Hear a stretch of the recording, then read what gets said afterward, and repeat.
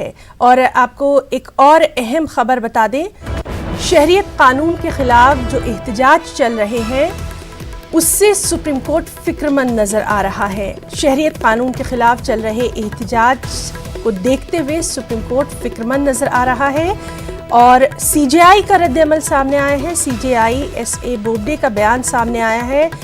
بڑی بات انہوں نے کہی ہے کہ ملک برے وقت سے گزر رہا ہے، امن کے لیے کوشش ہونی چاہیے۔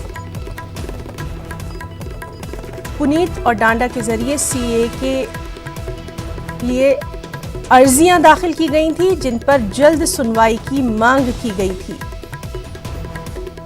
اور اب یہ اہم خبر کہ شہریت قانون کے خلاف جو احتجاج چل رہے ہیں اس سے سپریم کورٹ فکر مند نظر آ رہا ہے۔